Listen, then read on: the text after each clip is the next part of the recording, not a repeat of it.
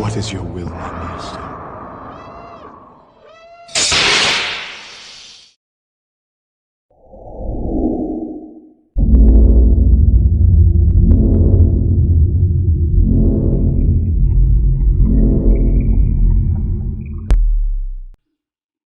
Hey, what's up, John? Quick demo video for you for your SKIG. I know this has been a long time in the making. You are actually located outside of the country. I'm not going to say where, but and you guys have some pretty strict COVID lockdowns, and then just trying to get this to me was a nightmare. DHL almost lost this guy when you finally did send it.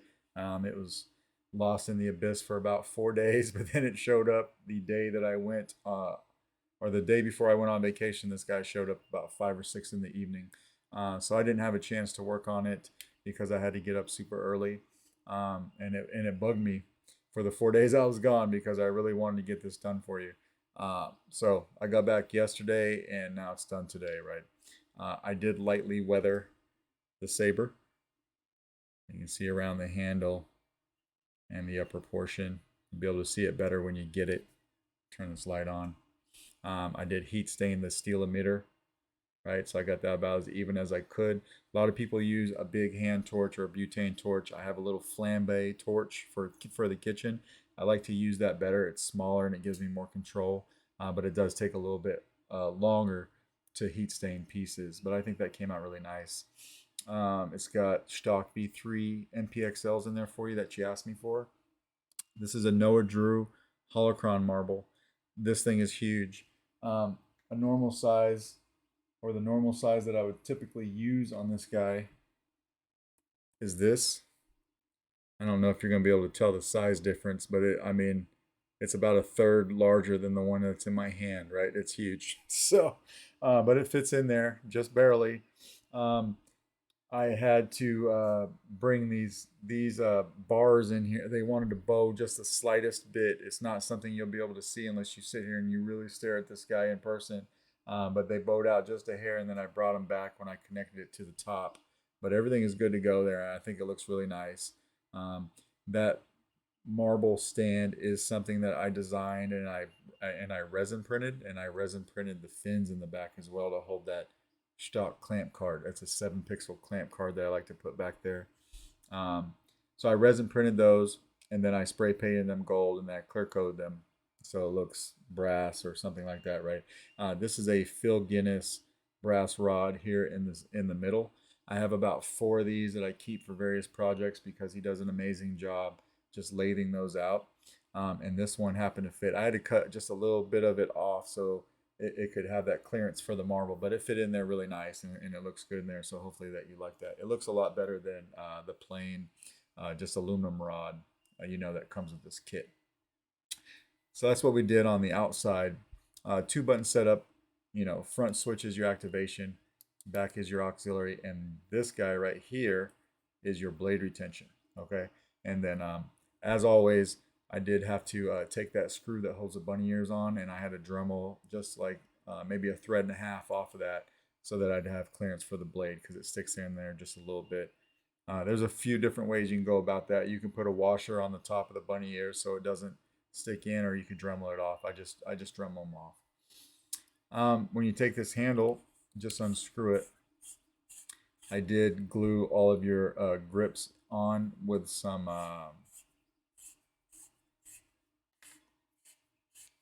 it's been so long since I had to tell anybody what kind of glue that was. I forgot what it is, but it's super strong. It's not coming off. Um, CA glue, that's what it is. So this handle is super tight going around the chassis, right? It's meant to be that way. There's just a lot of stuff going on in this guy. You got a removable battery setup, so spring side over here. Smuggler's Outpost Elite speaker back here, 28 millimeter. You've got your Proffie board up here. This is an extremely tight snap fit down into the shelf. I don't think you'll ever have any problems with that. There's so many wires underneath this guy, but this board's never coming up, right? It took me a lot to snap it down into place, right? What else did we do? Yeah, that's pretty much it that's going on. But the 7 pixel clamp card is wired independently from the blade, and there's a single pixel accent underneath the marble that is wired independently from everything else too, right? So this saber, this config file has 3 blade styles per sound font. One's for the blade, the next one is for the 7 pixel clamp card, and then the final one is for your marble, right? And they all do something different.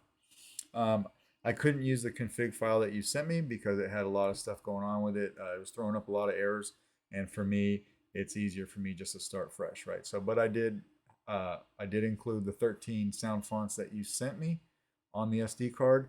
I just made my own config for them. All right, so we'll throw a battery in this. So that snaps in nice and tight like it's supposed to. We'll throw this on. Like I said, it's a tight fit, but everything goes on. And then we'll just screw this down. And when this stops, you'll have one of these grips lined up with your control box like it's supposed to be. Just like that. A grip lined up with your control box, so you actually have like the plus pattern instead of the X pattern, right? There's 2 different ways you could do a Starkiller, but this one has the plus pattern, just like the game. All right, so when I turn this, when I put the battery in, I've got your marble just kind of pulsing, and then of course I've got that stock clamp card in the back doing this until I turn it off.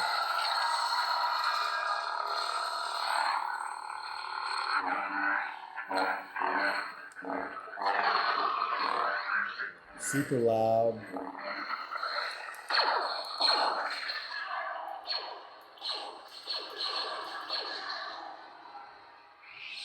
So obviously you got motion controls, or you could just hit power. And auxiliary back here.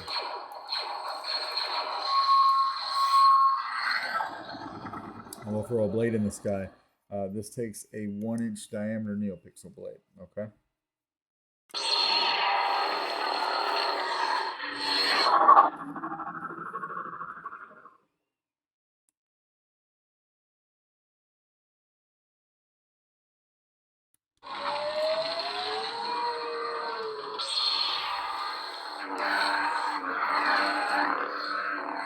Solid as can be.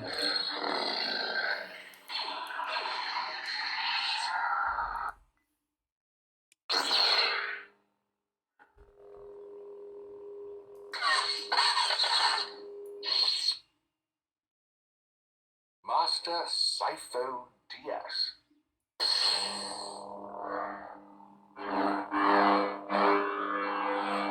I think this is the last one. Don't quote me on that.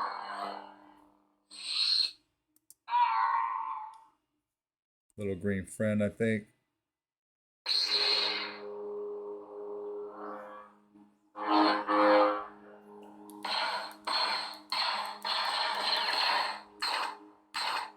Do flash on flash.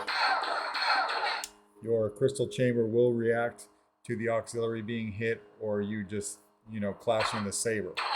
You'll get that flash in your chamber.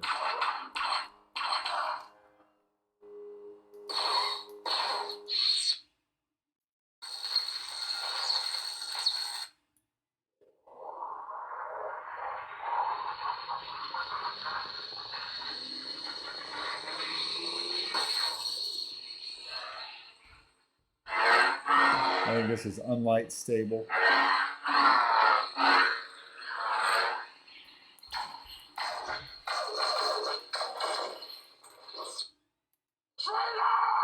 Unstable.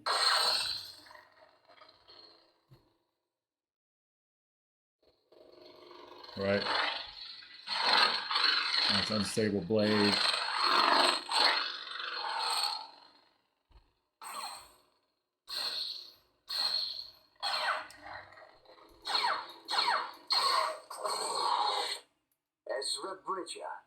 Loth Hero. This particular one, I wanted to do the clamp card a little bit different. No, sorry, it's the same color. One of these, I mixed up the clamp card on the color, but it's not this one. I actually think it's the Thor one.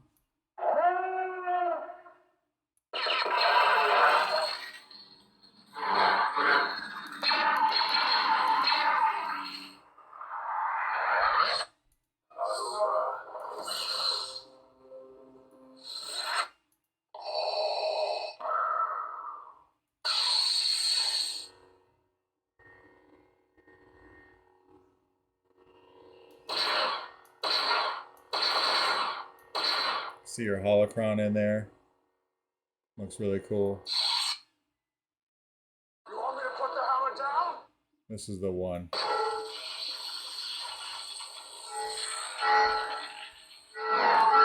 So this has a yellow unstable blade for lightning is what I was thinking. Like,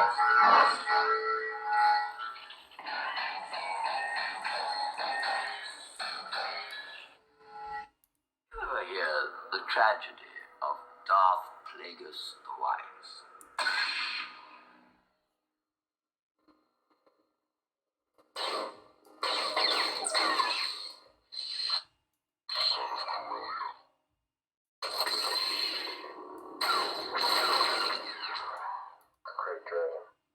and we're back to the crate dragon. That is the very first one on your config file. So we'll go ahead and take the blade out. Yeah, everything is working good on this guy. This type of setup is a little bit of a battery drainer just because you've got everything going on here, but it's to be expected. I wanted every sound font to have something different going on even when the saber was off. That's part of the fun of having this type of a setup. And then also to wire everything independently so everything can do something different, right? So we'll take this handle off. You should be able to come over here from the positive side of the battery, which is by the speaker, and you can pop it out with your finger just like that. And that, sir, is your SKIG. Let me know if you've got any questions, and if not, I will pack this guy up and get it out to you in the mail tomorrow. All right, thanks.